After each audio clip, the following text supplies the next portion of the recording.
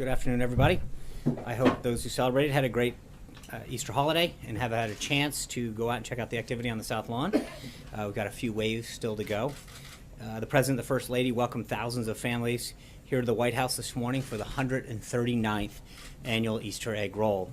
When it's all said and done, we'll have had thousands of guests, including many active duty military, veterans' families, children from local schools, patients from local children's hospitals, all here to share in this historic event. Right about now, the President is finishing up his regular meeting with the Secretary of State. The Vice President, of course, is currently on a 10-day trip visiting South Korea, Japan, Indonesia, and Australia. While in South Korea, the Vice President participated in an Easter church service with both American and South Korean service members and their families, and has been holding bilateral meetings with representatives of the South Korean government. The Vice President is delivering a message to the people of the Republic of Korea on behalf of the President that even in these troubled times, the United States stands with them for a free and secure future. Under President Trump, our ironclad alliance will be even stronger. Our nations will be safer, and the Asia-Pacific region will be more secure. From South Korea, the Vice President will head to Japan. I'll continue to provide updates as they warrant during the Vice President's trip throughout the rest of the week. Looking ahead, tomorrow the President heads to Wisconsin, where he'll talk about his Buy America, Hire America agenda at Snap-on Tools in Kenosha, Wisconsin. For those of you who aren't aware, Snap-on is a prime example of a company that builds American-made tools with American workers for U.S. taxpayers. We'll be having a background briefing here in this room later this afternoon with senior administration officials regarding the details of the trip. Further guidance should be coming out in your inboxes momentarily. On Wednesday, the President will sign the Veterans Choice Program Extension and Improvement Act. The President is proud to sign this legislation, which passed unanimously by the Senate earlier this month. The bill ensures that veterans have certainty and continuity of care while this administration works with Congress to develop a plan that reforms the VA system and gives our nation's heroes the care that they deserve. He'll also host the New England Patriots this Wednesday to congratulate them on their 5th Super Bowl win. And on Thursday, the Prime Minister of Italy will be here for an official visit. With that, I'll kick it off to the birthday boy, Mr. Jim Acosta. I'll take it. Thank you, Sean. Does the President have a red line when it comes to North Korea that if they cross it, they will bring about some kind of military response from the U.S.? I think what we talked about, you know, the use of red lines in the past with respect to Syria, the President's made that drawing red lines hasn't really worked in the past. He holds his cards close to the vest, and I think you're not going to see him telegraphing how he's going to respond to any military or other situation going forward. That's just something that he believes has not served us well in the past. We did this with Mosul. We start to talk about what the action will be months in advance, and it really gives the intended recipient of action a heads up as to what's going on. So I don't think that you're going to see the President drawing red lines in the sand, but I think that the action that he took in Syria shows that when appropriate, this President will take decisive action. So let me just to follow up on that. Syria is one thing. North Korea is quite another when they have nuclear ambitions the way that they do. Right. When you talk about, well, we did this to Syria and we did this to Afghanistan, is that no? I think in the case too loose with, you know, a bombastic rhetoric? No. I think, and again, I please don't read too much into that in terms of trying to make an analogy on the action. I think it's quite the opposite. But I think with respect to North Korea in particular, the President had a really good meeting with President Xi down at Mar-a-Lago, where I think he's spoken extensively about the relationship that they made down there, and that they continue to work to improve. And the results of that are paying off. I think you see China playing a much more active role with respect to North Korea, both politically and economically. That they can continue to apply pressure to achieve results, and I think we're going to continue to urge China to exhibit its influence in the region to get better results. But North Korea did launch that missile. They did launch I understand that, and it failed. We're well aware of what's going on. We monitored that situation. The President was kept up to date, as you know. But I think that we're going to continue to work with China in particular to help find a way forward on this. John. Thanks so so much, John. The president, as you just mentioned, has spoken about this relationship that he's developed with President Xi, and how President Xi would be leaning on the North Korean government to prevent the kind of attempted missile launches like we saw over the weekend. It seems as if that effort, in terms of leaning on North Korea, did not work. In addition to that, the vice foreign minister of North Korea said to the BBC today that North Korea will test its missiles on a weekly, a monthly, and a yearly basis. So my question is, what kind of pressure is China putting on North Well, Korea? I think this goes back to the nut of what Jim was asking, which is I think for us to telegraph what we're going to do or what we're going to ask others to do would not be a smart strategy to lay it out on public. But I think that if you realize, for example, on the economic side of things, China is the #1 importer of North Korean coal. I think to see them curtail some of that has a real economic impact on the region. There's a lot of economic and political pressure points that I think China can utilize, and we've been very encouraged with the direction in which they're going. But it seems as if North Korea is essentially, just based upon what they tried to do over the weekend, thumbing its nose at even China because of what they attempted to do.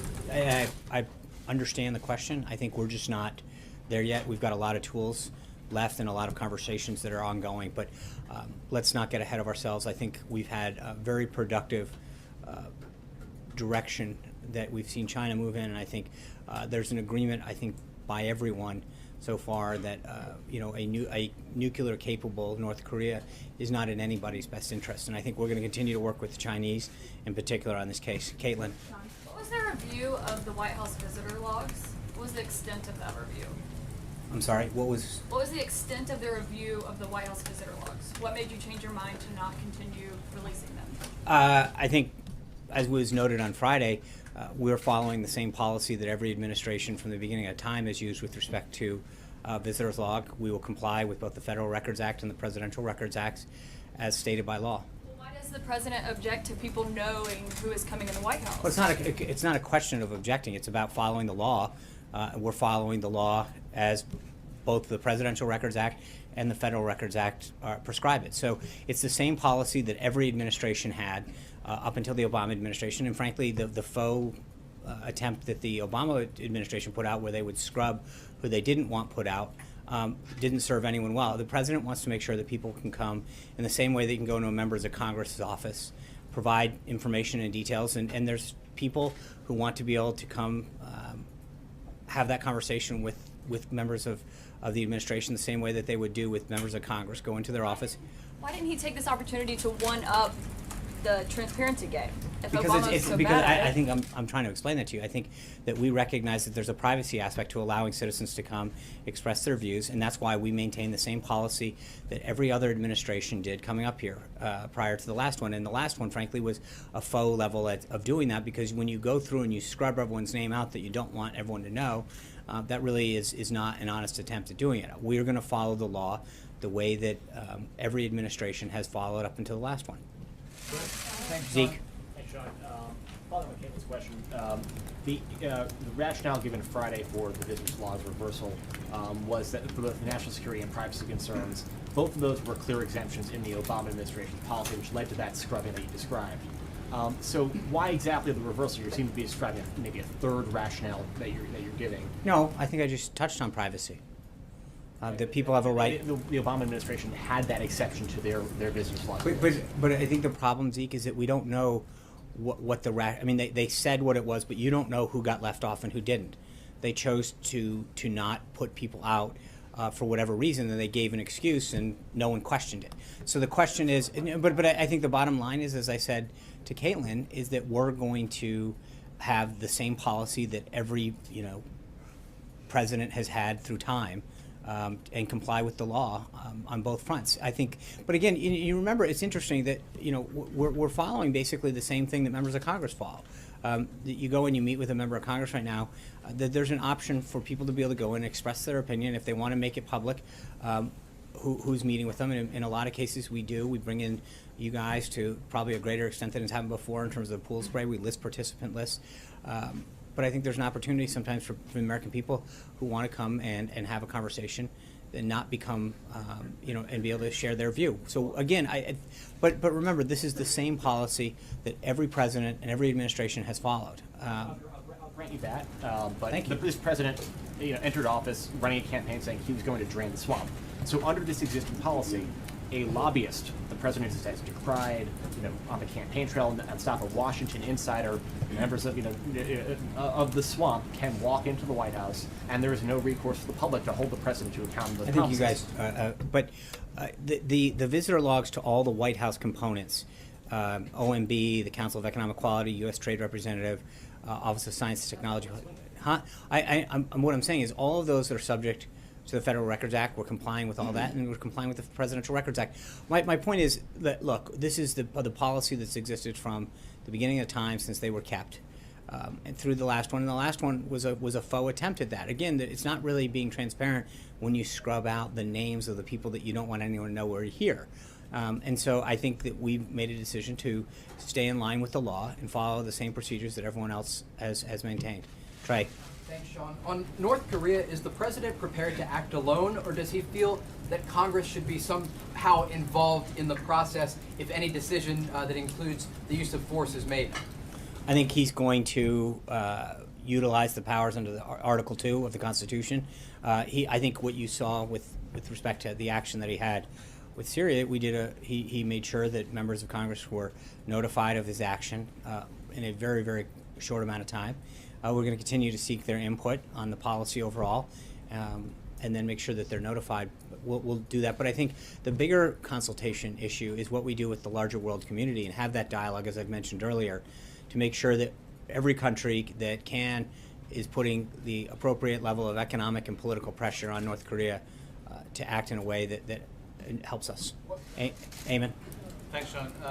With tax filing day coming up, is the president going to release his 2016 tax returns, given that we can assume maybe that those are not themselves under audit, which is the No, reason you he's can't. given for Yeah, not. they are. I think it's been covered before. It's the same thing that was discussed during the campaign trail. The president is under audit. It's a routine one. It continues. And I think that the American public know clearly where he stands. This was something that he made very clear during the election cycle. Excuse me. And hold on. And so the one time that it was done, I think the people understand, how successful the president's been and how much he's paid in taxes. So, but it's the same. We're under the same audit that existed, and so nothing has changed. As you know, the IRS never comments on individual taxpayer Right. information. This obviously is an extraordinary case involving the President of the United States. The President could authorize the IRS, presumably, to go ahead and confirm that he's under audit, and to give us some details about that Yeah. audit. What years, how long this is expected to take, et cetera. Will the President authorize the IRS to confirm that I he think is the in fact president's under view audit? on this has been very clear from the campaign, and the American people understood it when they elected him in November. Hallie. You got a fly. Thank you. Always looking out for me, John Roberts. Political leaders in Hawaii are reviewing plans for emergency plans in case they are attacked. Does the president believe that the level of tension between the United States and North Korea is at the point where we should start reviewing emergency attack plans? So just to be clear, and again, I'm not going to get into, I would just tell you that there are military contingency plans for almost every scenario in a numerous aspects around the world, here at home, everything from humanitarian relief to refugee crises to attacks. That is standard military procedure to have those kind of things. So to make that in any way, shape, or form sound new would be a mistake. It is a standard operating procedure of the military to plan for contingencies in a number of operations in a number of hotspots throughout the world on a regular basis. And with respect to Korea in particular, that's been going on for decades. I'm just wondering, how high does the president view the threat level from North Korea? Again, I think the president's made clear we're aware of the activities that they've engaged in, and we're monitoring them, and the national security team continues to keep them up to date. Just one more on that topic. One of the reasons why successive administrations has chosen to negotiate with the leaders of North Korea is because it's believed that there are no good military options to deal with. Does this president believe that there are viable military options for dealing with North Korea? Again, Well, I'm not. telegraph- I what you may or understand may that, not but I think taking anything on or off the table in itself, limiting your options to some degree, and so I'm not going to even discuss that. Julie? I wanted to ask a couple of questions about the situation in Turkey. Mhm. Is the president concerned at all by these reports from international monitors that this referendum that gives President Erdogan these sweeping powers had irregularities in it? My understanding is there's an international commission that is reviewing this and issues a report, so 10 to 12 days, and so we'll wait and let them do their job. There were international monitors throughout Turkey, and we'll let And the. what would he like to see Erdogan do? Would he like to see I him think at this hold point, right I don't now think, while that I think it would, happens? we'd rather not get ahead of that report and start to make decisions without knowing. There were observers there, as there routinely are, and I'd rather wait and see. And just beyond the irregularities, just the act that that Erdogan is going through to try to accumulate these powers. What does the president make of that? Again, I'm not going to, they have a right to have elections, and their people participated in that, but before we start getting into their governing system, let this commission get through its work.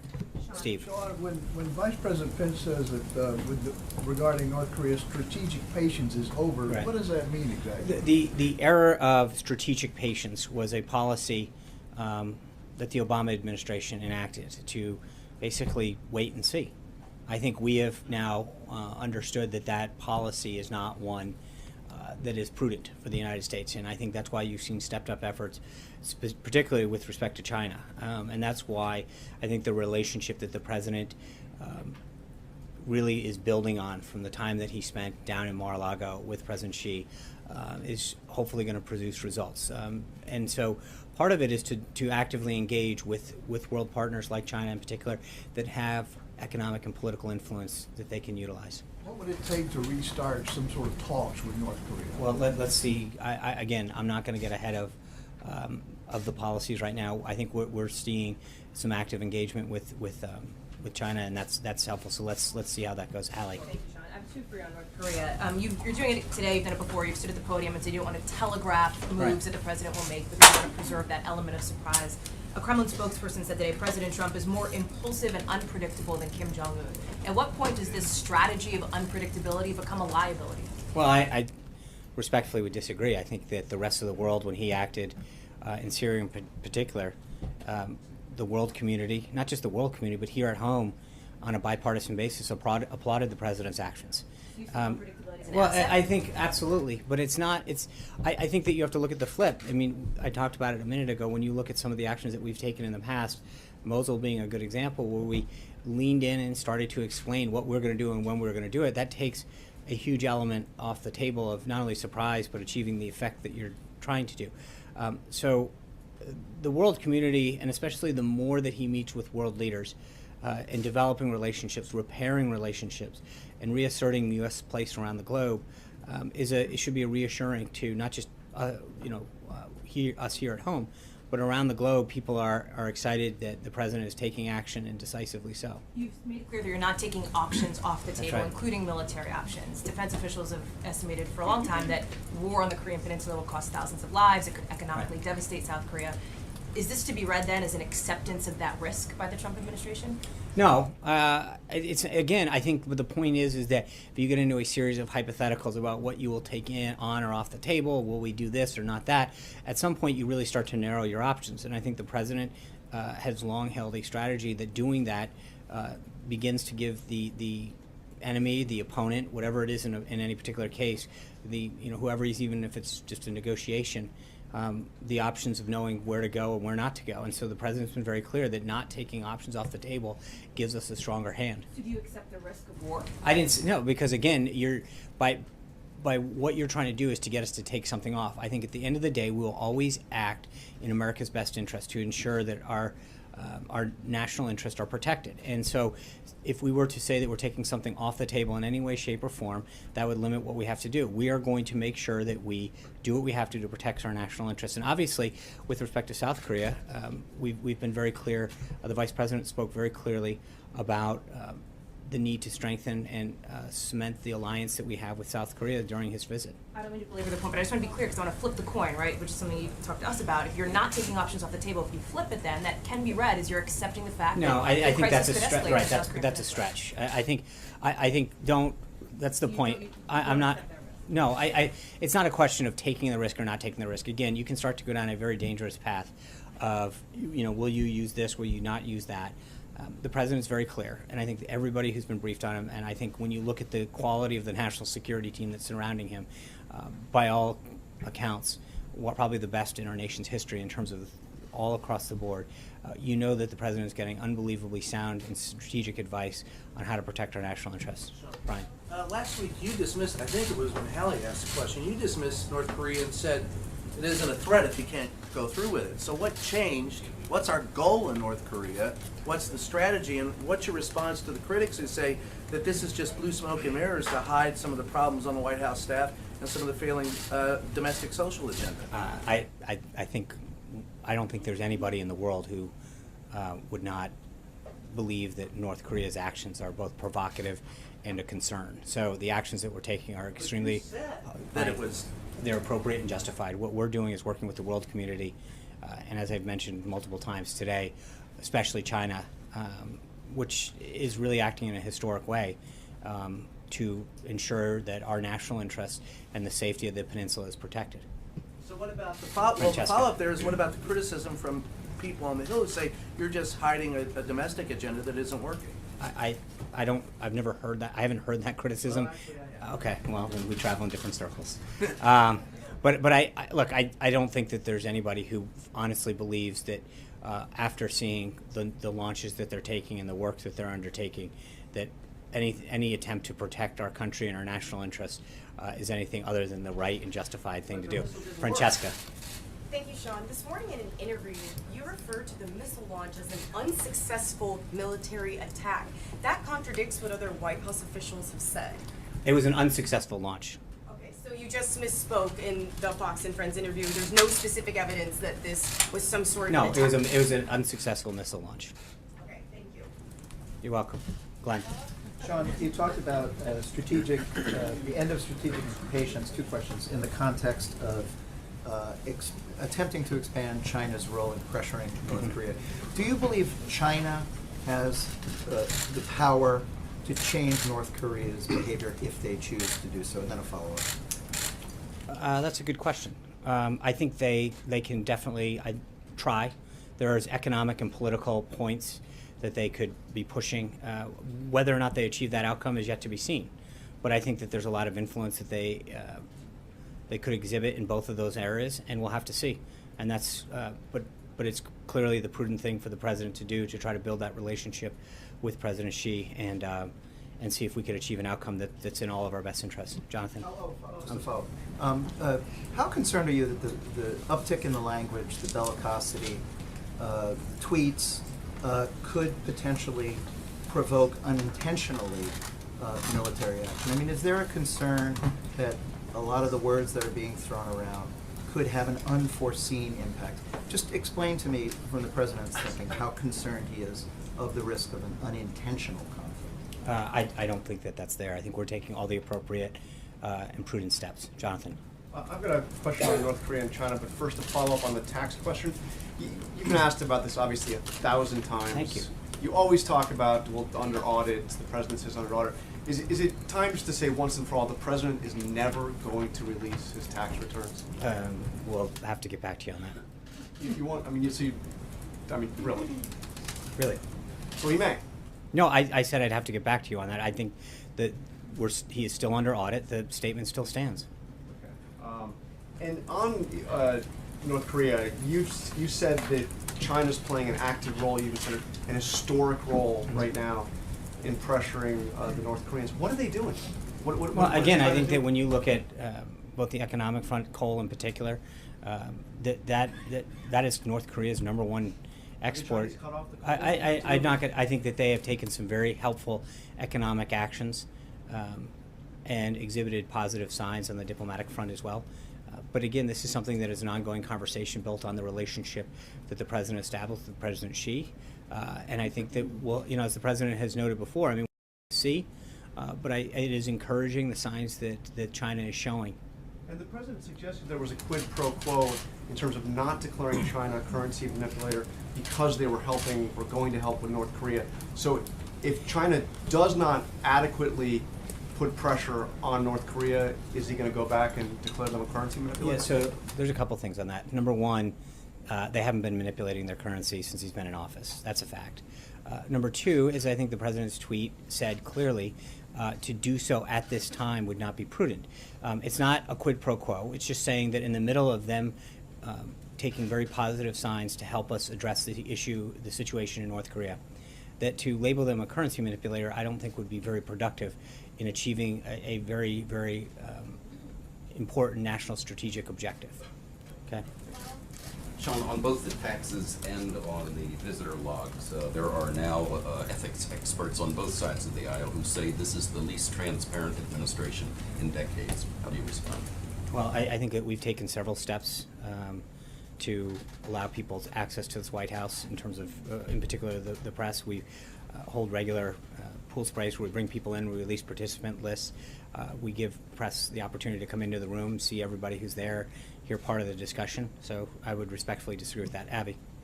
Sean, there's a new Gallup poll out today showing that 45% of Americans don't believe that the president will keep, only 45% believe he'll keep his promises. That's down 17% since early February. Given some of his reversals, especially in the last week, does he risk being seen as a flip-flopper? I don't think so. You know, I mentioned it on the currency, on NATO. We talked about this last week. The question in my mind is looking at the issue and seeing, and I mentioned NATO, I think Matt asked it last week, where there are certain things, and again on NATO, if you go back to, I think it was September 29th of last year, he was talking very specifically about some of the moves that he was seeing NATO make in a positive direction, and already at that point encouraging them. In the case of China, they aren't, since he's been in office, manipulating their currency. The Treasury did issue a report on Friday that put them on a watch list with a number of other countries. So I know that it's easy to just take an issue and say, well, he's not, you know, make it seem very black and white. But on these particular issues, you can see that there's movement to the president's position. I would argue that he's achieving a lot of results on the issues that he talked to the American people about. When you talk about the big issues that he promised the American people, in terms of immigration, you see immigration's down 60% at the border. On jobs are coming back over and over again. You're seeing companies talk about new job creation here, new manufacturing here. The executive orders that he's signing are all consistent with the promises that he made to the American people on the campaign trail. And I think on issue after issue, whether it's immigration, job creation, national security, the president made very clear promises to the American people that on, you know, over and over again, he's achieving great success on. And so I would argue that we're going to continue to see the president not only keep his word, but be rewarded by the American people on that front.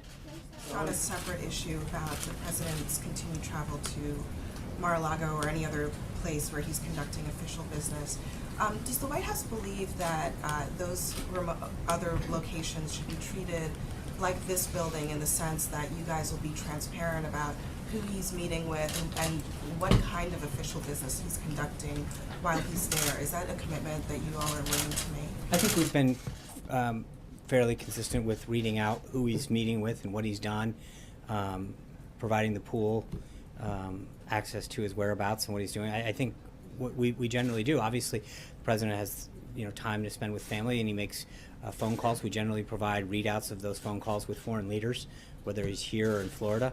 So I think we've done a fairly good job of making sure that people know who he's meeting with, who he's speaking to, and when appropriate, the context of those calls. But that's not true, Sean. Long stretches of time go by and we get pool reports from the pooler saying we've been asking the White House for information about what the president is doing. I understand that, and we don't get that information. I we can't even get an answer to whether he's golfing or not. I understand that some days that you don't get it as quick as you want.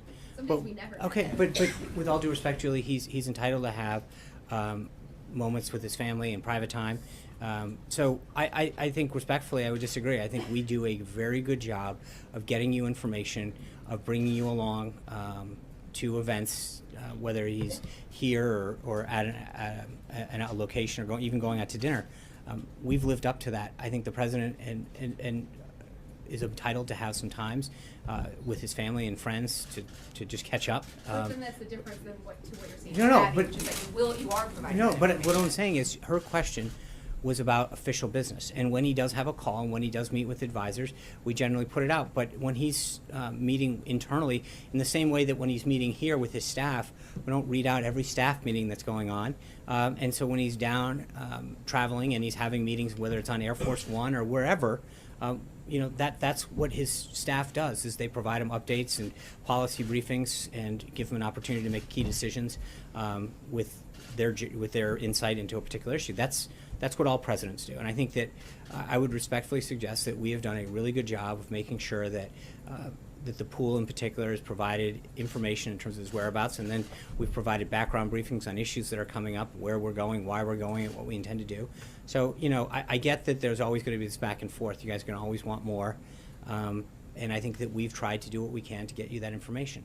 Thank you guys very much. We look forward to seeing you in Wisconsin tomorrow if you can. Thank you. We will make America great again.